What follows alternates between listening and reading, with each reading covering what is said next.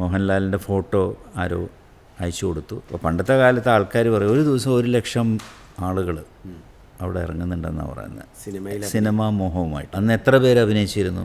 നസീർ സാറുണ്ടായിരുന്നു, മധു സാറുണ്ടായിരുന്നു, പിന്നെ ഞങ്ങളൊക്കെ ഉള്ള സമയം, ഞങ്ങളൊക്കെ വരുന്നതിന് ജസ്റ്റ് മുമ്പ് MG Soman sir, Sukumaran sir, Rajinikanth ഇങ്ങനെ ഒരു സൂപ്പർ സ്റ്റാർഡമിലേക്ക് കയറി വന്നുകൊണ്ടിരിക്കുക.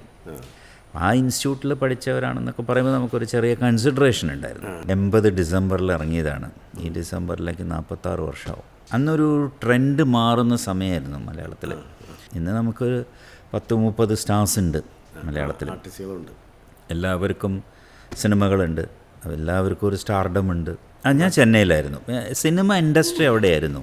അപ്പോൾ ഞാൻ ആക്ച്വലി പഠിച്ചതും വളർന്നതൊക്കെ അവിടെ തന്നെ. അപ്പോൾ ചെന്നൈയിലായിരുന്നു. കോമഡി സിനിമകൾ ഇഷ്ടം പോലെ ഉണ്ടായിട്ടുണ്ട്. നസീർ സാർ, അടൂർ ബാസി ബഹദൂറിനൊക്കെ ആർക്കെങ്കിലും മറക്കാൻ പറ്റുമോ? അവരുടെയൊക്കെ സിനിമകൾ നമ്മളൊക്കെ കണ്ട് ചിരിച്ച് മറന്നിട്ടുള്ള ആൾക്കാർ.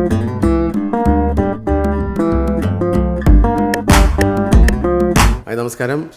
എല്ലാ മാന്യ പ്രേക്ഷകർക്കും ബിനു അടിമാലി ലൈവിലേക്ക് ഹാർദമായ സ്വാഗതം. ഇന്ന് നമ്മുടെ ഒപ്പം വിശേഷങ്ങൾ പങ്കുവെക്കാനും ഇപ്പോഴത്തെ സന്തോഷങ്ങളും എല്ലാം പങ്കുവെക്കാനായിട്ട് ഒരു വലിയ കലാകാരനാണ് എത്തിയിരിക്കുന്നത്. അദ്ദേഹത്തെക്കുറിച്ച് പറയുകയാണെങ്കിൽ വേണമെങ്കിൽ നമുക്ക് നിത്യഹരിത നായകനെന്ന് വേണമെങ്കിൽ പറയാം. ആദ്യകാല സൂപ്പർ സ്റ്റാറും അതോടൊപ്പം തന്നെ ഇന്നും ജനഹൃദയങ്ങളിൽ അതേ സ്നേഹത്തോടെ അതേ ബഹുമാനത്തോടെ ഇപ്പോഴും അദ്ദേഹത്തെ ആരാധിച്ചു പോരുന്ന ഒരു വലിയ നന്മയുള്ള സ്നേഹമുള്ള ഒരു വലിയ കലാകാരനെയാണ് നമുക്കിന്നിവിടെ കിട്ടിയിരിക്കുന്നത്. അദ്ദേഹത്തിൻ്റെ സന്തോഷങ്ങളും വിശേഷങ്ങളിലേക്ക് നമുക്കൊന്ന് കടന്നു ചെല്ലാം. ഞാൻ പറഞ്ഞില്ല ആരാന്നല്ലേ, പറയട്ടെ. നമ്മുടെ എല്ലാം സ്വന്തം ശങ്കരേട്ടനാണ്. ശങ്കരേട്ടനെ നിങ്ങളെ ഏവരുടെയും അനുവാദത്തോടെ ഞാൻ ബിനു അടിമാലി ലൈവിലേക്ക് ഹാർദമായി സ്വാഗതം ചെയ്യുന്നു. ശങ്കരേട്ടാ നമസ്കാരം. ഒരുപാട് സന്തോഷം.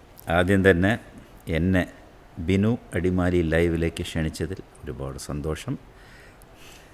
ഇത് ബിനു അടിമാലി ലൈവിൻ്റെ ഫസ്റ്റ് എപ്പിസോഡാണ്. ഈ ഫസ്റ്റ് എപ്പിസോഡിൽ ഇത്രയും വലിയൊരു കലാകാരനെ നമുക്ക് കിട്ടുക എന്ന് പറഞ്ഞാൽ അതെൻ്റെ ഈ പ്രോഗ്രാമിൻ്റെ ഏറ്റവും വലിയ ഐശ്വര്യവും സന്തോഷവും. ഞാൻ ഒരുപാട് സന്തോഷമായിട്ട് ഇതിനെ കാണുന്നു. എനിക്കൊരു ഭാഗ്യം കിട്ടിയിട്ടുണ്ട്. ശങ്കരേട്ടൻ്റെ കൂടെ ഞാൻ വിശ്വാസം അതല്ലേ അല്ല എന്ന സിനിമയിൽ ഞങ്ങൾ അഭിനയിച്ചിട്ടുണ്ട്. അപ്പോൾ അല്ല, പേഴ്സണലി എനിക്ക് ബിനു അടിമാലിയെ വലിയ ഇഷ്ടമാണ്. ബിക്കോസ് നിങ്ങളുടെ എത്രയോ ഷോകൾ ഞാൻ കണ്ടിട്ടുണ്ട്, സിനിമയിൽ കണ്ടിട്ടുണ്ട്. അപ്പോൾ എനിക്ക് വലിയ ഇഷ്ടമാണ്. അപ്പോൾ എന്നെ വിളിച്ചപ്പോൾ സന്തോഷം തോന്നി. അതിൻ്റെ പ്രത്യേകത എന്ന് ആലോചിക്കുക, നമ്മൾ അന്ന് കിഴക്കുണരും പക്ഷി മുതൽ അങ്ങനെ എത്രയോ ഹിറ്റ് സിനിമകൾ ചെയ്യുമ്പോൾ അതിൻ്റെ ഏറ്റവും വലിയ പ്രത്യേകത എന്ന് വെച്ച് കഴിഞ്ഞാൽ അന്ന് കണ്ട അതേ ശങ്കരേട്ടനാണ് ഇപ്പോഴും. അതേ ലുക്കും അതേ നമുക്ക് തന്നെ എടുത്ത് വേറെ എന്നൊന്നും പറയാൻ പാകത്തിനുള്ള ഒരാളല്ല ശങ്കരേട്ടൻ, അല്ലേ? അങ്ങനെ ഇപ്പോഴും കുറച്ചൊക്കെ ചേഞ്ചസ് ഉണ്ടാവും നാച്ചുറലി. നമുക്ക് ഏജ് ആവും തോറും മാറ്റങ്ങൾ വരുമല്ലോ. പക്ഷെ അതിൻ്റേതായിട്ടുള്ള വലിയ മാറ്റങ്ങൾ ഉണ്ടാവില്ല എന്ന് പറയുന്നു, ആൾക്കാർ പറയുന്നുണ്ട്. അതെ. അത് പ്രത്യേകിച്ച് അങ്ങനെ ഒരു ഇതിൻ്റെ പിന്നെ ഫുഡ് കൺട്രോളിങ്ങോ അങ്ങനെ എന്തെങ്കിലുമൊക്കെ? ഫുഡൊക്കെ കൺട്രോൾഡാണ് എപ്പോഴും. പക്ഷെ നമ്മൾ ഈ വീട്ടിലൊക്കെ ആകുമ്പോൾ വെൽ കൺട്രോൾഡാണ്. പക്ഷെ പുറത്തേക്കൊക്കെ പോകുമ്പോൾ ചിലപ്പോൾ കുറച്ച് കൺട്രോളൊക്കെ തെറ്റിപ്പോവും. എന്നാലും നമ്മുടെ ഉള്ളിലൊരു സിനിമാ നടൻ കിടക്കുന്നതുകൊണ്ട് അതെ നമ്മുടെ ഒരു പ്രൊഫഷൻ സിനിമയാണല്ലോ. അപ്പോൾ തീർച്ചയായിട്ടും കുറേ കാര്യങ്ങൾ നോക്കേണ്ട കാര്യങ്ങളുണ്ട്. ശങ്കരൻ്റെ യഥാർത്ഥ പേര് ശങ്കർ തന്നെയാണോ? എൻ്റെ പേര് ശങ്കർ തന്നെയാണ്. ഇപ്പോൾ ഞാനത് ഇങ്ങനെ ശങ്കർ പണിക്കർ എന്നാക്കിയിട്ടുണ്ട്. അച്ഛൻ്റെ ഒരു പണിക്കർ അങ്ങ് ചേർത്തു. സ്വന്തം നാട്? ഞാൻ ജനിച്ചത് തൃശ്ശൂരാണ്. കേച്ചേരി എന്ന് പറഞ്ഞ സ്ഥലത്താണ് ജനിച്ചത്. യൂസഫ് അലി കേച്ചേരി, വളരെ ഫേമസ് ആയിട്ടുള്ള യൂസഫ് അലി കേച്ചേരി, അദ്ദേഹത്തിൻ്റെ നാട്ടിലാണ്. ഈ ശങ്കരേട്ട ഈ ഇന്നത്തെ കാലം ഭയങ്കര വ്യത്യാസമാണ്. ഇന്നിപ്പോൾ ഒരു സിനിമയിൽ അഭിനയിക്കുക എന്ന് പറഞ്ഞു കഴിഞ്ഞാൽ സോഷ്യൽ മീഡിയയിൽ ഒന്ന് താരമായാൽ മതി. അതെ ശരിയാണ്, ഒന്ന് താരമായാൽ മതി. പക്ഷെ അന്നൊക്കെ മലയാള സിനിമയിലെ ഒരു മെയിൻ ക്യാരക്ടർ വലിയ സൂപ്പർ സ്റ്റാർ ആയിട്ടൊക്കെ വർഷങ്ങളോളം നിന്ന ഒരാൾ എന്ന് പറയുമ്പോൾ എങ്ങനെയാണ് അന്നത്തെ കാലത്ത് ഒരു സിനിമയിലേക്കുള്ള ഒരു ചേട്ടൻ്റെ ഒരു? അല്ല, ഞാനൊക്കെ അന്ന് ചെന്നൈയിലാണ് ഞാൻ ശരിക്കും പഠിച്ചു വളർന്നതൊക്കെ. അപ്പോൾ അവിടെയുള്ള ആൾക്കാരൊക്കെ പറയും ഒരു ദിവസം അന്നത്തെ ബേസ് എന്ന് പറഞ്ഞാൽ സിനിമയുടെ ബേസ് ചെന്നൈയാണല്ലോ. അത് തമിഴായാലും തെലുങ്കായാലും കന്നഡ ആയാലും ഹിന്ദി ബോംബെ ആണ്. പക്ഷെ എന്നാലും കുറേ സിനിമകൾ ഹിന്ദി സിനിമകളൊക്കെ ഒരുപാട് നല്ല സ്റ്റുഡിയോകളൊക്കെ ഉള്ള സ്ഥലമായിരുന്നു ചെന്നൈ. അപ്പോൾ അവിടെയായിരുന്നു സിനിമ ശരിക്ക്. അപ്പോൾ പണ്ടത്തെ കാലത്ത് ആൾക്കാർ പറയും ഒരു ദിവസം 100,000 ആളുകൾ അവിടെ ഇറങ്ങുന്നുണ്ടെന്നാണ് പറയുന്നത്, സിനിമാ മോഹവുമായിട്ട്. അത് ചെന്നൈയിൽ പലരും ആക്ടറാവാൻ, ഡയറക്ടറാവാൻ, എന്തെങ്കിലും സിനിമയിലായി തീരാൻ വേണ്ടി ഇറങ്ങുന്ന ആൾക്കാരാണ് എന്നൊക്കെ നമ്മുടെ അടുത്ത് പറയാറുണ്ട്. നമ്മളൊക്കെ ആദ്യം ഒന്ന് പേടിച്ചു, ബിക്കോസ് ഈ ഒരു ഒഴുക്കിനകത്ത് നമ്മളെങ്ങനെ നീന്തി അപ്പുറത്തോട്ട് കയറുന്നറിയില്ലല്ലോ. അപ്പോൾ അത് ഞങ്ങൾ പേടിച്ചിരുന്നു. പക്ഷെ അത് എന്തോ എല്ലാം നമ്മുടെ ഒരു തലയിലെഴുത്ത് എന്ന് പറയുന്നൊരു സാധനം ഉണ്ടല്ലോ. അപ്പം അങ്ങനെയാണ് അതിൻ്റെ ആദ്യത്തെ തുടക്കം. അതെ. പിന്നെ ഈ സിനിമയിലേക്ക് നമുക്കിപ്പം കാതിൽ കടുക്കനിട്ട ഒരാളെന്ന് പറഞ്ഞ പോലെ ആരാണ് ആദ്യമായിട്ട് നമുക്കൊരു ചാൻസ് തരണമല്ലോ? ആ ചാൻസ് തന്നത് അന്ന് ഒരു ഓഡിഷൻ നടന്നു.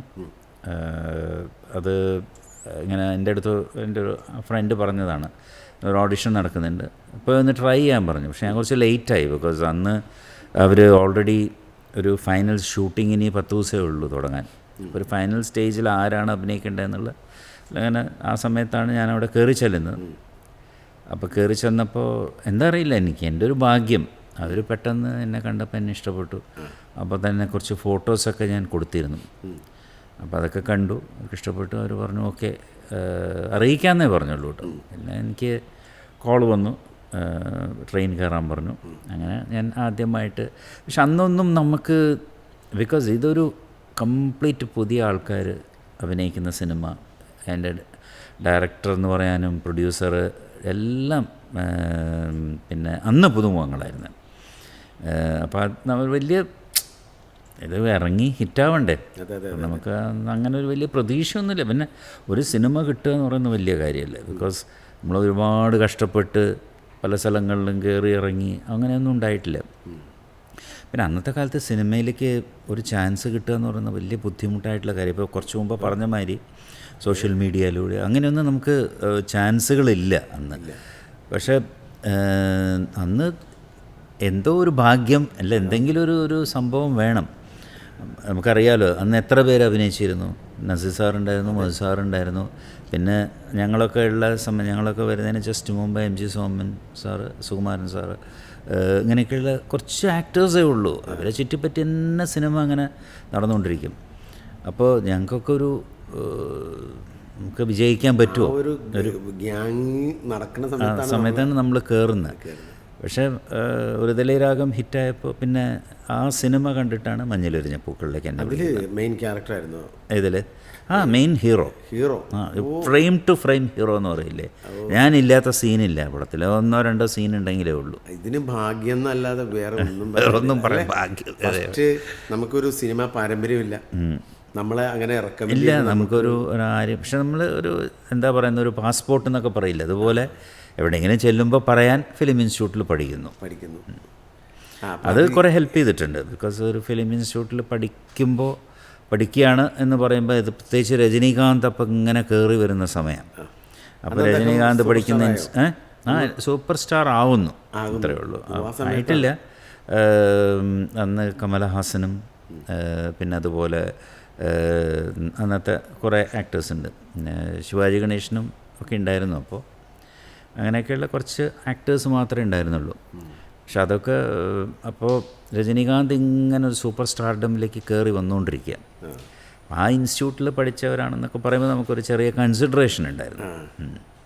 അല്ല, എന്നാലും ഒരു കേരളം അല്ലെങ്കിൽ നമ്മുടെ ഇന്ത്യയിൽ ഒരു ഫിലിം ഇൻഡസ്ട്രി എന്ന് പറഞ്ഞു കഴിഞ്ഞാൽ കേരളം, ഇതെല്ലാം അതിൽ ആദ്യമായി ഒരു സിനിമ വരുന്നു, അതിൽ നായകനായിട്ട് വരുന്നു, ആ പടം സൂപ്പർ ഹിറ്റാകുന്നു എന്നൊക്കെ പറയുമ്പോൾ, അത് മാത്രമല്ല അതിലെ ഗാനങ്ങൾ, വാസമില്ല മലർ ഇത് വസന്തത്തെ തേട് എന്നൊക്കെ പറഞ്ഞ പാട്ടുണ്ട് ഒരു തലൈരാഗത്തിൽ. 6 പാട്ടും സൂപ്പർ ഹിറ്റ് പാട്ടുകളാണ്. അത്രയും പാട്ടുകളിലൊക്കെ അഭിനയിക്കാൻ സാധിക്കുക ആദ്യത്തെ സിനിമയിൽ തന്നെ. അതും ശരി, എവിടെ ചെല്ലുമ്പോഴും തമിഴ്നാടിൻ്റെ ഏത് മൂലയ്ക്ക് ചെല്ലുമ്പോഴും ഈ പാട്ടുകളെ കേൾക്കുള്ളൂ, ഒരു തലൈരാഗത്തിലെ പാട്ടുകൾ. അങ്ങനെയായിരുന്നു. അതൊക്കെ അതും വലിയൊരു ഭാഗ്യമാണ്. അതാണ് ഇന്നും ആൾക്കാർ ഈ പാട്ടുകൾ കാണുന്നുണ്ടല്ലോ. അത് നമ്മുടെ മലയാളത്തിൽ നിന്ന് തമിഴ് സിനിമയിൽ അതെ അതെ. അതിൽ അഭിനയിച്ച 3 പേരും മലയാളികളാണ്. അത് ഒന്ന് ഞാൻ, പിന്നെ രവീന്ദ്രനായിരുന്നു അതിൽ വില്ലൻ. ഡിസ്കോ രവീന്ദ്രൻ. പുള്ളി നല്ല ആക്ടറാട്ടോ. നല്ല ഒരുപാട് സിനിമകളിലൊക്കെ നല്ല വേഷങ്ങൾ ചെയ്തു. അപ്പോൾ തമ്പി എന്നാണ് ഞാൻ വിളിക്കുക. തമ്പി എലിയാസ് എന്നാണ് ശരിക്കുള്ള പേര്. അപ്പോൾ നമുക്ക് രവീന്ദ്രൻ എന്ന് വിളിക്കാം. അപ്പോൾ രവീന്ദ്രൻ അന്ന് ഞാൻ സത്യം പറഞ്ഞാൽ ആ സിനിമ ഇറങ്ങിക്കഴിഞ്ഞപ്പോൾ രവീന്ദ്രനായിരിക്കും ഇനി അടുത്ത സൂപ്പർ സ്റ്റാർ എന്നൊക്കെ നമ്മൾ, പുള്ളി ആ സമയത്ത് അതിൽ പുള്ളി നെഗറ്റീവ് ക്യാരക്ടറാണ്. ആ സമയത്ത് പുള്ളി അത് ഇങ്ങനെ കയറി എല്ലാവരും പുള്ളിയെ നെഗറ്റീവ് ആകുമ്പോൾ എപ്പോഴും ആൾക്കാർക്ക് കുറേ ഇഷ്ടപ്പെടില്ല. ഞാനൊരു റൊമാൻറ്റിക് പാട്ടൊക്കെ പാടി നടക്കുന്ന ഒരു കോളേജ്, എല്ലാവരും കോളേജ് ലവ് സ്റ്റോറിയാണത്. അപ്പോൾ തമ്പി രവീന്ദ്രൻ മലയാളിയാണ്. പിന്നെ കൈലാഷ്നാഥ് എന്ന് കേട്ടിട്ടുണ്ടോ എന്ന് എനിക്കറിയാം. ഇപ്പം ഇല്ല, നമ്മുടെ കൂടെ ഇല്ല. കൈലാഷും അതിൽ എൻ്റെ കൂടെ ഫിലിം ഇൻസ്റ്റിറ്റ്യൂട്ടിൽ പഠിച്ച കൈലാഷാണ് അതിൽ കോമഡി ചെയ്തിരിക്കുന്നത്. ഞങ്ങൾ 3 പേരും മലയാളികളായിരുന്നു. ഓ അത് ശരി. നല്ല മെയിൻ ചെയ്ത 3 പേരും. ചേട്ടൻ അതിക്ക് മുമ്പ് അഭിനയിച്ചിട്ടുണ്ടായിരുന്നു? ഇല്ല, ഞാൻ അഭിനയിച്ചിട്ടില്ല. മറ്റേ നമ്മുടെ ഒരു തലൈ രാഗത്തിൽ ഡിസ്കോ രവീന്ദ്രൻ ചേട്ടൻ, അദ്ദേഹം ഫസ്റ്റ് മൂവി ഒരു തലൈ രാഗം. അതിലും പുള്ളി ഫസ്റ്റ് മൂവിയാണ്. ഞങ്ങൾ എല്ലാം ഫസ്റ്റ് ആ സിനിമയിൽ. ഓ ശരി. അപ്പോൾ അത് അങ്ങനെ അതൊരു ഭാഗ്യം. അപ്പോൾ അത് ആ സിനിമ അപ്പോൾ അവർ അങ്ങനെ മഞ്ഞിലെറിഞ്ഞ പൂക്കളിന് പുതുമുഖങ്ങളെ തിരഞ്ഞുകൊണ്ടിരിക്കുകയായിരുന്നു. ഓഡിഷന് കുറേ പേര് വരുന്നുണ്ട്, പോകുന്നുണ്ട്. അങ്ങനെയൊക്കെ ഇരിക്കുന്ന സമയത്താണ് അവർ ഒരു തലൈ രാഗം കാണുന്നത്. അപ്പോൾ പിന്നെ അങ്ങനെ അത് നിർത്തിവെച്ച് എന്നെ ഫിക്സ് ചെയ്തു, രവീന്ദ്രനെ ഫിക്സ് ചെയ്തു. രവീന്ദ്രൻ വില്ലനായിട്ട്, ഞാൻ ഹീറോ ആയിട്ട്. പക്ഷേ രവീന്ദ്രൻ അന്ന് ഏതോ ഒരു സിനിമയിൽ കമ്മിറ്റ്മെൻറ്റ് വന്നിട്ട് ഈ സിനിമ ചെയ്യാൻ പറ്റാതെ മഞ്ഞിലെറിഞ്ഞ പൂക്കൾ. അങ്ങനെയാണ് മോഹൻലാൽ ആ സിനിമയിലേക്ക് വരുന്നത്. ഓ ശരി. മോഹൻലാലിൻ്റെ ഫോട്ടോ ആരോ അയച്ചു കൊടുത്തു. അത് കണ്ടപ്പോൾ അവർക്ക് ഇഷ്ടമായി. അങ്ങനെ മോഹൻലാലും നെഗറ്റീവ് ക്യാരക്ടറിൽ അതിനകത്ത് വില്ലൻ ക്യാരക്ടറായിട്ട് വന്ന ആളാണ് നമ്മുടെ ലാലേട്ടൻ അല്ലേ? അതെ. ഓ ആ കാലഘട്ടങ്ങളൊക്കെ ഒന്ന് ആലോചിച്ച് നോക്കി. നമ്മുടെ ഫാസിൽ അദ്ദേഹം ഡയറക്റ്റ് ചെയ്തു. പക്ഷേ മഞ്ഞിലെറിഞ്ഞ പൂക്കൾ ഒരു തലൈ രാഗം എന്ന് പറയുന്ന സിനിമ അതിൽ വലിയൊരു പ്രൊഡക്ഷൻ കമ്പനിയൊന്നും ആയിരുന്നില്ല. ചെറിയ ഒരു പടം. പക്ഷേ മഞ്ഞിലെറിഞ്ഞ പൂക്കൾ അങ്ങനെയല്ല വന്നത്. നവോദയ പ്രൊഡക്ഷൻ അവരുടെ ആയിരുന്നു, ഒരു വലിയൊരു ബാനർ. പക്ഷേ ബാക്കി എല്ലാവരും പുതിയ ആൾക്കാരായിരുന്നു. ഫാസിൽ ആദ്യത്തെ പടമാണ്. CB മലയിലൊക്കെ അതിൽ അസിസ്റ്റന്റ് ഡയറക്ടേഴ്സായിരുന്നു ആ സമയത്ത്. ആ സമയത്ത് അത്ര എക്സ്പീരിയൻസ് ഉള്ള, അത്ര വർഷങ്ങളുടെ പഴക്കമുള്ള സിനിമയാണ്. അതെ. 80 ഡിസംബറിൽ ഇറങ്ങിയതാണ്. ഈ ഡിസംബറിലേക്ക് 46 വർഷമാവും. 46 വർഷം. ശരി. ഇനി ഒരു 4 വർഷം കഴിഞ്ഞാൽ 50-ാം വർഷമാണ്. നമുക്കൊരു ആഘോഷം വേണം. അതിനൊരു ആഘോഷം വേണം. ഉണ്ടാവും, തീർച്ചയായിട്ടും ഉണ്ടാവും. അപ്പം തമിഴ് സിനിമയിൽ വേറെ? ഞാൻ തമിഴ് സിനിമയിൽ പിന്നെ 22 സിനിമയിൽ അഭിനയിച്ചു. 22 തമിഴ് സിനിമയിൽ അഭിനയിച്ചു. അത് കഴിഞ്ഞ് പിന്നെ ഈ മഞ്ഞിലെറിഞ്ഞ പൂക്കൾ ഹിറ്റായപ്പോൾ പിന്നെ മലയാളത്തിലായി. പിന്നെ ഒരുപാട് തമിഴിൽ കിടന്ന് വിലസൻ്റെ ആളാണ്. അതെ. ശരിക്കും ആലോചിക്കുമ്പോൾ അന്ന് ഈ എന്താ പറയുക, മഞ്ഞിലെറിഞ്ഞ പൂക്കൾ വന്നു കഴിഞ്ഞപ്പോൾ അന്നൊരു ട്രെൻഡ് മാറുന്ന സമയമായിരുന്നു മലയാളത്തിൽ. നസീർ സാറും മധു സാറൊക്കെ കുറേ ക്യാരക്ടർ റോളിലേക്ക് കയറി വന്നു.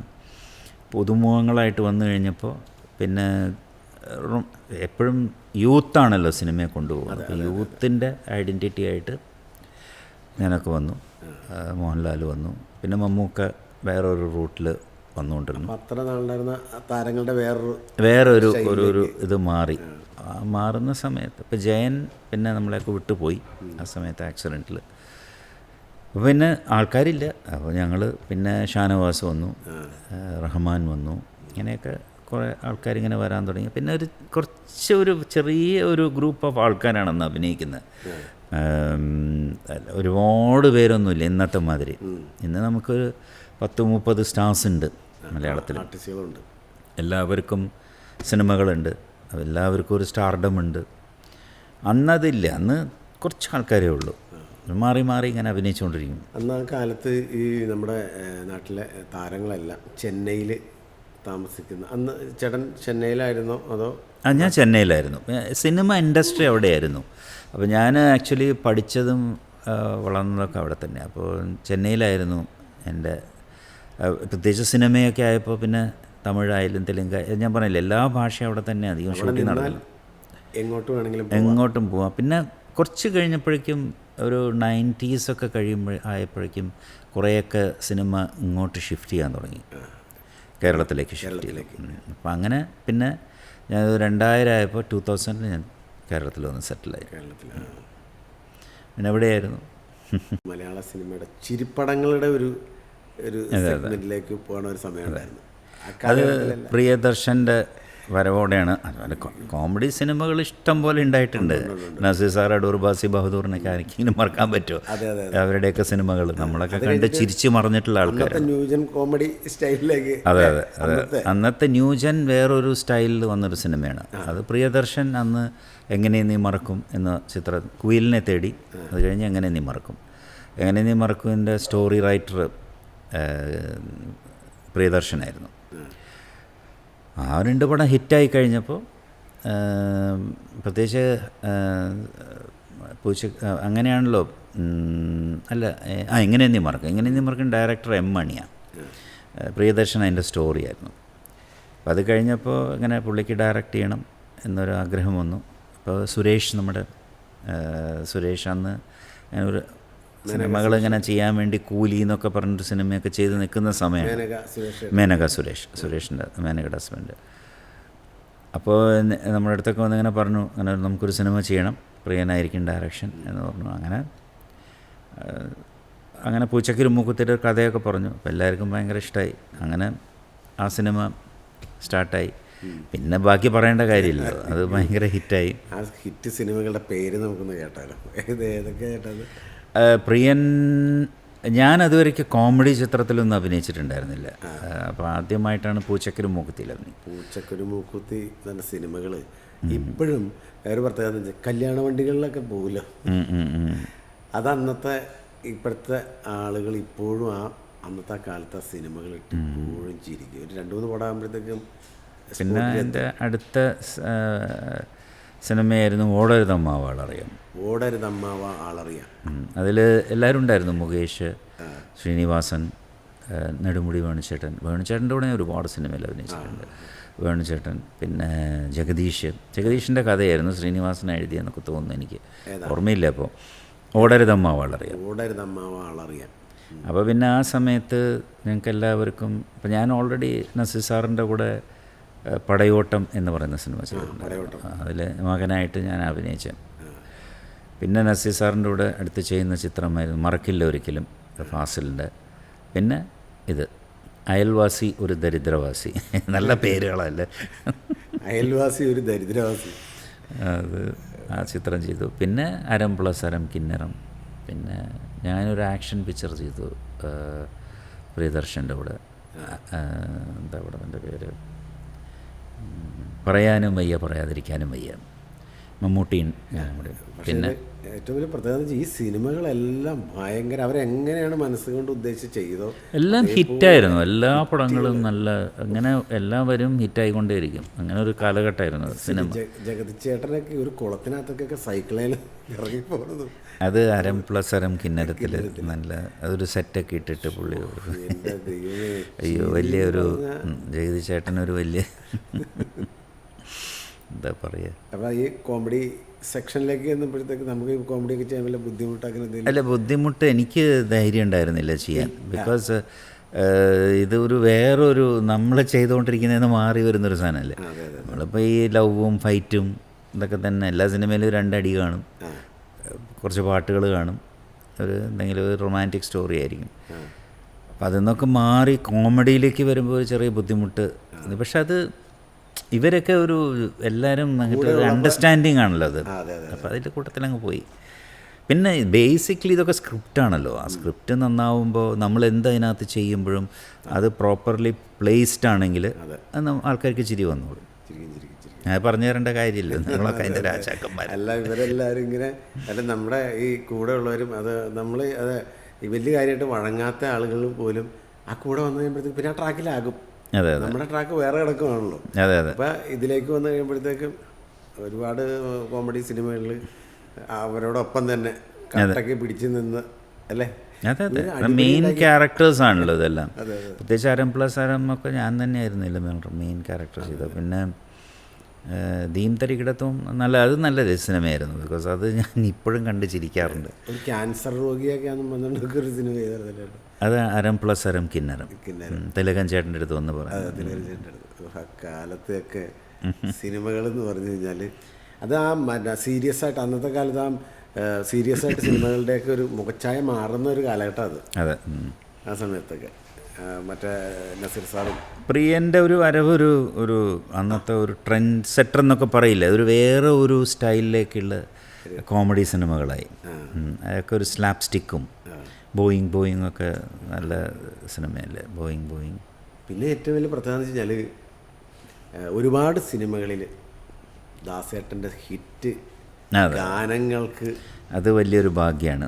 അത് എല്ലാ സിനിമയിലും ഒരു 3-4 പാട്ട് കാണും. അത് മുഴുവൻ ദാസേട്ടനായിരിക്കും. ചില സിനിമകളിൽ ജയചന്ദ്രൻ ചേട്ടൻ പാടിയിട്ടുണ്ട്, പിന്നെ SP ബാലസുബ്രഹ്മണ്യം. പക്ഷേ ഏറ്റവും കൂടുതൽ ഉണ്ണിമേനോൻ കുറേ പാട്ടുകൾ പാടിയിട്ടുണ്ട്. ഇപ്പോൾ ഓളങ്ങൾ താളം തല്ലുമ്പോൾ, പിന്നെ വേറെന്താ ചന്ദനക്കുറിയുമായി വാ, ഇതൊക്കെ ഉണ്ണിമേനോൻ പാടിയ പാട്ടുകൾ. പക്ഷേ ദാസേട്ടൻ പാടിയ പാട്ടുകൾ അത് പറയാതിരിക്കാൻ പറ്റില്ല. ബിക്കോസ് അതൊക്കെ എൻ്റെ ഒരു വലിയ ഭാഗ്യമാണ്. ബിക്കോസ് നമുക്ക് അവർ പാടിയ പാട്ടുകളിൽ അഭിനയിക്കാൻ സാധിക്കുക, അതെല്ലാം സൂപ്പർ ഹിറ്റുകളാവുക. ഇത് വേറെ പ്രത്യേകത എന്താണെന്ന് ചേട്ടാ, ഈ ഇന്ന് ഗാനമേള ട്രൂപ്പുകളുണ്ട്. ഈ ഗാനമേള ട്രൂപ്പുകളിലല്ല കാലം എത്ര പുരോഗമിച്ചു, എത്ര ജനറേഷൻ മാറി. ഇപ്പോഴും മലയാളം എൻ്റെ ഒരു സെക്ഷനിൽ വരുമ്പോൾ ശ്രീലതികകളും ഈ വക നമ്മുടെ സുഗമോദേവി, ഈ പാട്ടുകൾ മലയാളം ഗായകർക്ക് വേറെ പാട്ട് നല്ലൊരു കഴിവ് തെളിയിക്കാൻ പറ്റിയൊരു. അതെ അതെ, വളരെ ടഫാണ് പാടാൻ. ഈ ശ്രീലതികകളാണെങ്കിലും സുഗമോദേവി ആണെങ്കിലും പാടി ഫലിപ്പിക്കുക എന്ന് പറയുന്നത് എപ്പോഴും മധു ബാലകൃഷ്ണൻ എപ്പോഴും ഒരുപാട് സ്റ്റേജിൽ ഞാൻ പാടുന്ന കേട്ടിട്ടുണ്ട് ശ്രീലതികകൾ. പിന്നെ പന്തളം ബാലൻ ചേട്ടൻ, പന്തളം ബാലൻ പുള്ളി ഇതിൻ്റെ ആളാണ്. ഇതിൻ്റെ പിന്നെ ഒരുപാട് ഇപ്പോഴും പല സ്റ്റേജുകളിലും ഞാൻ കേൾക്കാറുണ്ട്. ദേവദാരു പൂത്തു, പിന്നെ അതേപോലെ ശരൽക്കാല സന്ധ്യ, അങ്ങനെ കുറേ പാട്ടുകളുണ്ട്. എനിക്കിപ്പോൾ എല്ലാ പാട്ടുകളും പേര് അന്നത്തെ ഇപ്പോൾ ഇന്ന് കൊച്ചുകുട്ടികളുടെ റിയാലിറ്റി ഷോയിൽ പാടുന്നതും ഇതേ ലിസ്റ്റിലെ പാട്ടുകളാണ്. അതെ അതെ. അപ്പം MG സാറും മറ്റേ ബാക്കിയുള്ള എല്ലാവരും ശരത് സാറൊക്കെ വളരെ അന്നത്തെ കാലത്തെ കഥകളും കൂടെ പറയും. അതെ അതെ, റെക്കോർഡിങ് കഥകൾ. ഞാനൊക്കെ റെക്കോർഡിങ് കാണാൻ വേണ്ടിയിട്ട് പോയിരുന്നിട്ടുണ്ട് അവിടെ. അത് ഭയങ്കര രസമല്ലേ അത് കാണാൻ, റെക്കോർഡിംഗ് ഒക്കെ. ബിക്കോസ് ഇത്രയും ഓർക്കസ്ട്രയും എല്ലാവരും ഇരുന്നത്, അത് കമ്പോസ് ചെയ്യുന്ന ആൾ അവിടെ നിന്നിട്ടത് കമ്പോസ് ചെയ്യുമ്പോൾ ആക്ഷൻ കാണിക്കുമ്പോൾ അവിടെ അവർ വയലിനായിരിക്കും, അല്ലെങ്കിൽ പുറത്ത് ഗിറ്റാറായിരിക്കും, അങ്ങനെ ഓരോന്ന് മാറി മാറി വരുന്നൊക്കെ ഒരു. അത് പ്രേക്ഷകർക്ക് അത് കാണാനുള്ള ഭാഗ്യം ഉണ്ടായിട്ടില്ല. പക്ഷേ കിഴക്കുണരും പക്ഷിയിലൊക്കെ സിനിമയിൽ അതുണ്ട് കുറച്ച് അതിൻ്റെ അതൊക്കെ ഒരു അല്ലേ ചെറുതായിട്ടുള്ളൊരു ഇതുണ്ടായിരുന്നു. കിഴക്കുണരും പക്ഷി ഇതൊക്കെ ഒരു ഗായകൻ്റെ പെട്ടെന്ന് കടന്നു വരുന്ന ഗായകന്മാരുടെ അന്നത്തെ ഓരോ സംഭവങ്ങളൊക്കെ കാണിച്ചുകൊണ്ട്. പക്ഷെ അന്ന് ദാസേട്ടൻ, ജയചന്ദ്രൻ ചേട്ടൻ, പിന്നെ കുറേ പേര് പാടിയിരുന്നു. പക്ഷേ എല്ലാവർക്കും ഇപ്പോൾ ഞാൻ പറഞ്ഞ മാതിരി ഇതൊക്കെ ഒരു ഭാഗ്യം എന്ന് പറയുന്നൊരു ഭാഗ്യമാണ്. നമുക്കൊരു ഇതൊക്കെ അങ്ങനെ ഒരു നിമിത്തം, അതൊക്കെ അങ്ങനെ സംഭവിച്ചു പോകുന്നു, അത്രേ ഉള്ളൂ. അതിൻ്റെ കൂട്ടത്തിൽ നമ്മളങ്ങ് ഒഴുകിപ്പോയി. ശരിയാ, ശങ്കരേട്ടൻ പറഞ്ഞത് കറക്റ്റാണ്, സംഭവിക്കുക. അതെ, നമ്മൾക്ക് ഒന്നും ഇവിടെ ഹിറ്റ് ഉണ്ടാക്കുന്നില്ല, നമ്മളൊന്നും ചെയ്യുന്നില്ല.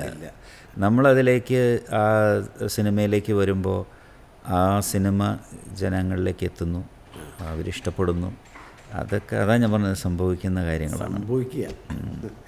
നമ്മൾ ഹിറ്റ് ഉണ്ടാക്കുന്നില്ല. ചിലത് നമ്മളിപ്പോൾ ഓർക്കാതെ വലിയ കാര്യമായിട്ട് ചെയ്ത, കൂളായിട്ട് ചെയ്ത സാധനങ്ങളൊക്കെ, ഭയങ്കര പ്രതീക്ഷ ചെയ്ത സാധനങ്ങൾ, ചിത്രങ്ങൾ, എത്രയോ സിനിമകൾ നമ്മൾ കഥ കേട്ട് നമുക്ക് ഭയങ്കരമായിട്ട് ഇഷ്ടപ്പെടും. ഇത് സൂപ്പർ ഹിറ്റായിരിക്കുന്ന സിനിമ ചിലപ്പോൾ തിയേറ്ററിൽ ഓടാറില്ല. നമ്മളൊട്ടും പ്രതീക്ഷിക്കാത്തൊരു സിനിമയായിരിക്കും കയറി സൂപ്പർ ഹിറ്റായി പോകുന്നത്. അപ്പോൾ അങ്ങനെ കുറേ സിനിമകളുണ്ട്. ഇപ്പം പുതിയ സിനിമകൾ ചേട്ടൻ ഡയറക്റ്റ് ചെയ്യുന്നു? ഞാൻ 4 പടം ഡയറക്റ്റ് ചെയ്തു.